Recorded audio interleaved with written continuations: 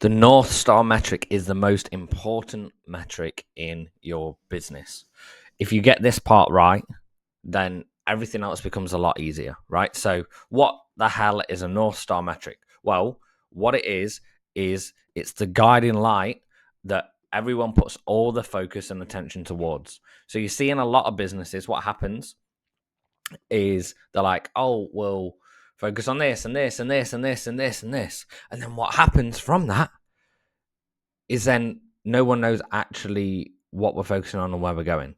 So a North Star metric is one metric in the business, not two, not three, not four, one.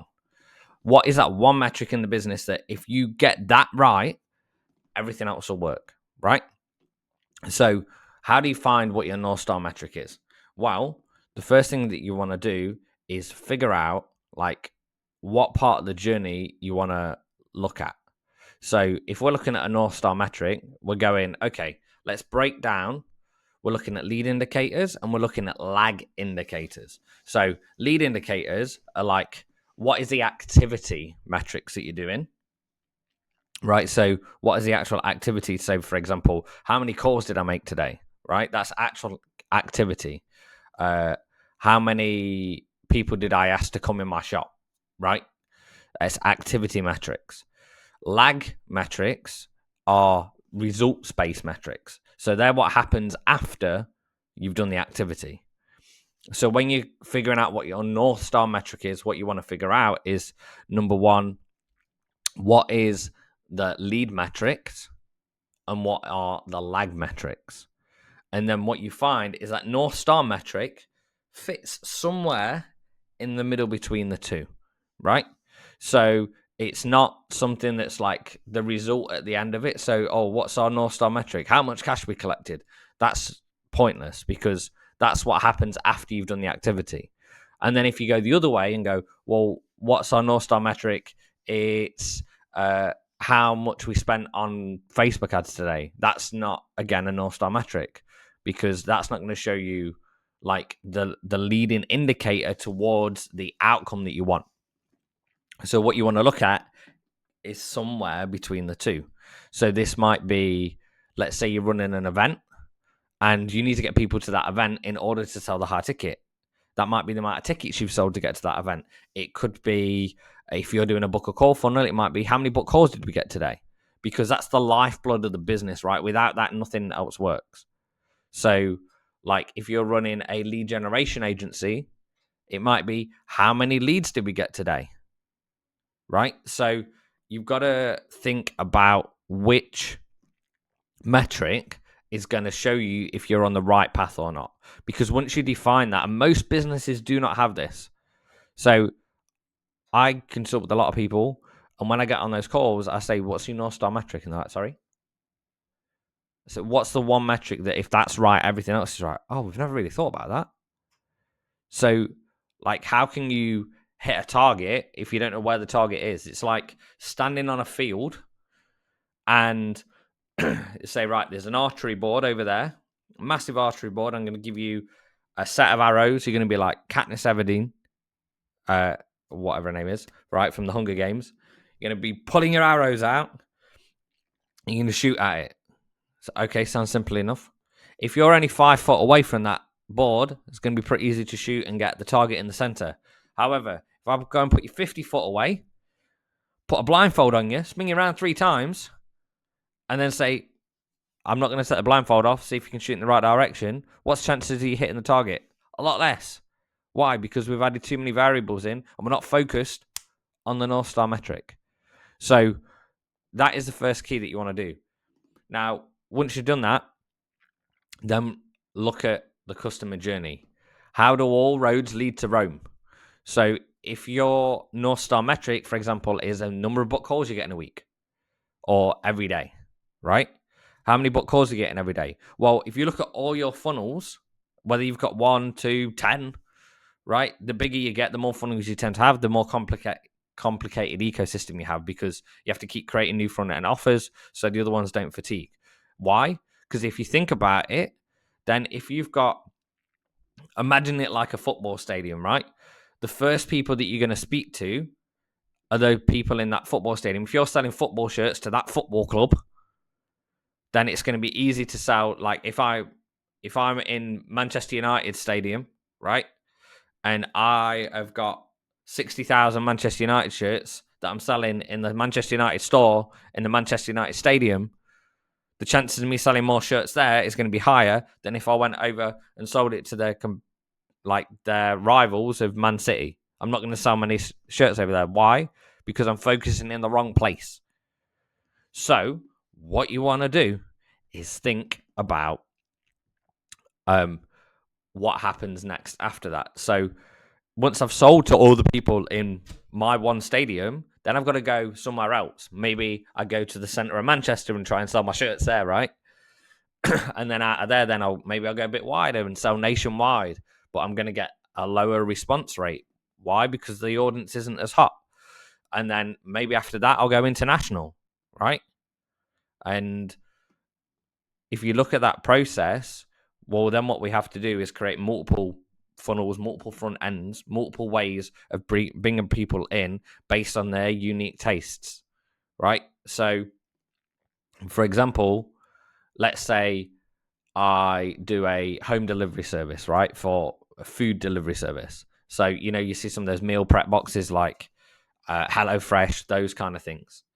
Now, if you do those, and you'll see they start off and they'll go, here's the box, right? This is what you get in your box. That's it. That's when they're first starting to get some market share. And then what they find is over time, their cost to acquire a customer goes up. So what do they have to do? You see them start going, here's our vegetarian box, right? And then a little bit further goes along and then they go, here's our vegan box. Here's our gluten-free box. Why? Because they're trying to capture other pieces of the market.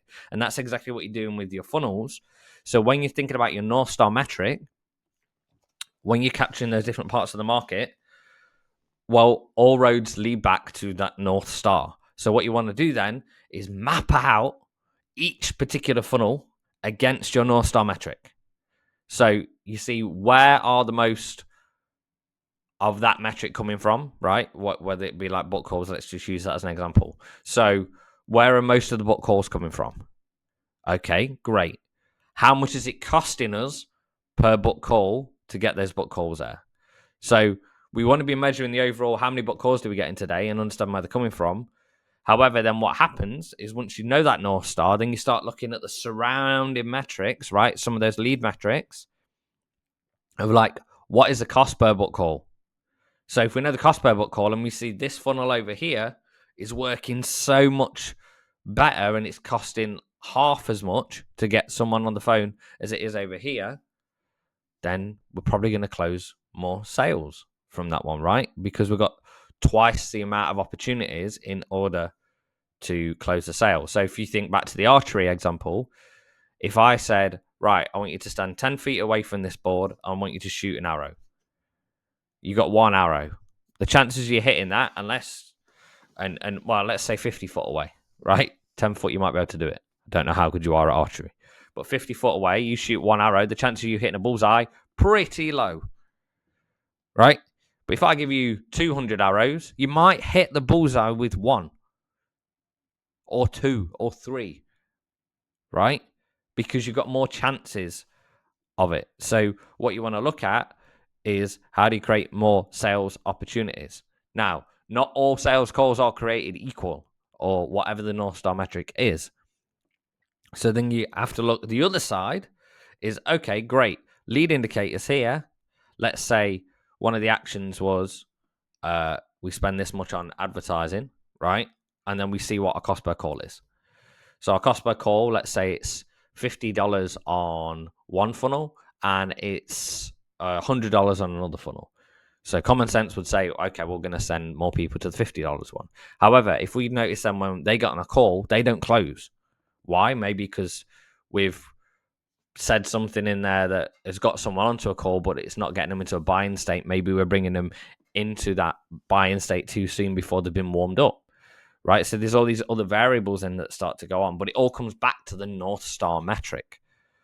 So when you're looking at the lead indicators and then the lag indicators of how's that helping us towards our close rate of get in here so we get that cash collected. If one funnel's bringing in low cost per call, but then it's not bringing in cash, then you've got a different problem down the funnel. So you either decide to spend more per call, or you decide to go and fix the next part of the bottleneck. Because here's the thing, if you can go and reduce those leading metrics down, right? And when I say reduce, I mean reduce the cost of those lead metrics. And you can reduce the cost per call down to, let's say, $20, right? And you've got 5 times as many people coming through your funnel and onto a sales call. And then you look at it and you go, oh, well, the show rates are pretty poor from those ones. Okay, great. Let's go and fix that for that particular person. What are they seeing in another funnel that they are turning up that they're not seeing in this one? We make that process better.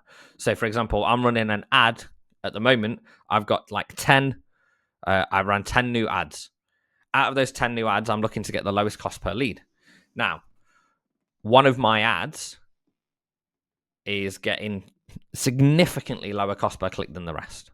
So some of the ads are like $1 a click, $1.50 a click. This ad is like 10 cents a click, right?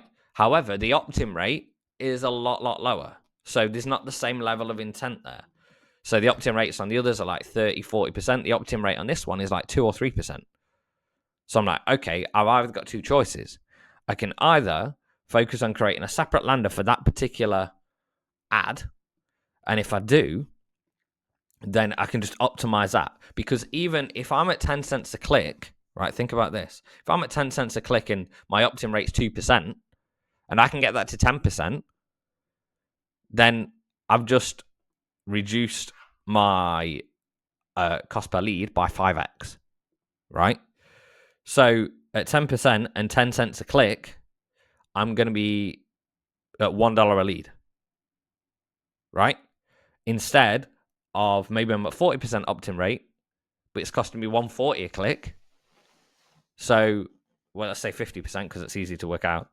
So 50%, and I'm at $1.50 a click. That's cost me $3 a lead, right? So it's costing me a third as much. Now I might be getting a lower opt-in rate, but I can work on the opt-in rate because that's the next block.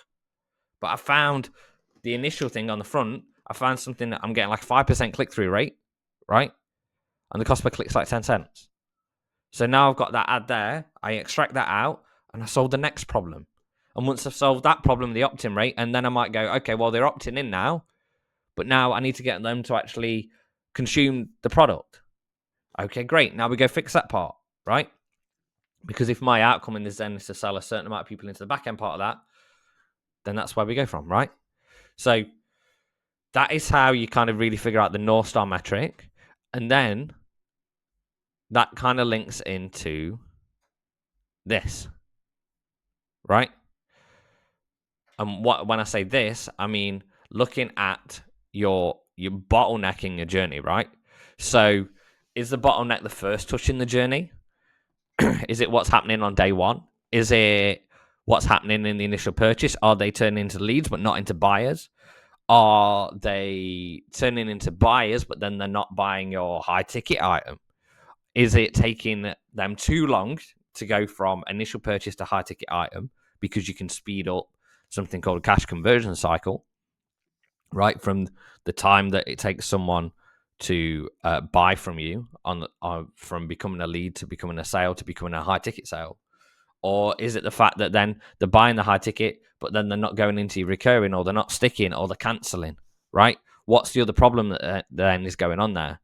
And it all links back to the North Star metric, because if you know that North Star metric's right, and you're getting the right amount of book calls, or you're getting the right amount of front end sales per day. So we had another client as well where their North Star metric was how many front end sales they had per day, because they knew this pretty much the same kind of percentage will go into their high ticket. So as long as we got the right cost to acquire for the front end, that was like always the North Star. Was if this cost to acquire is at this, everything else works. And that was it. So that's what you want to figure out, is what are the inputs that you've had to put in that are creating the throughputs, and then that creates the output. So it's kind of like inputs, lead indicators, activity metrics, creates the throughputs, things like cost per lead, cost per sale, right? and that creates the outputs, which is money in the bank. So think about that when you're thinking about your customer journey. Map out every single stage of your customer journey to understand where the bottleneck is. And then what you want to do is map it out against your North Star metric. So when you're mapping that out against your North Star metric, you go, okay, these are all the funnels, and you put your North Star metric in the middle of the page. So you could use something like a Miro board or Funalytics or whatever you want. Put your North Star metric in the center of the page because that's the heartbeat, right? And then you lead everything back to that. If you use something like Funalytics, is really cool because in Funalytics, you can actually see how much live traffic is coming back to that, and then what is the conversions per funnel. So that's a really cool way of just like looking at that all together. So think about that. Think about what is your North Star metric? Where is the bottleneck? What are the lead metrics that contribute to that North Star? What is the lag metrics that contribute to that North Star? And then, like, as always, like, let me know in the comments what questions you got, what would you like to see more of, and like and subscribe for more.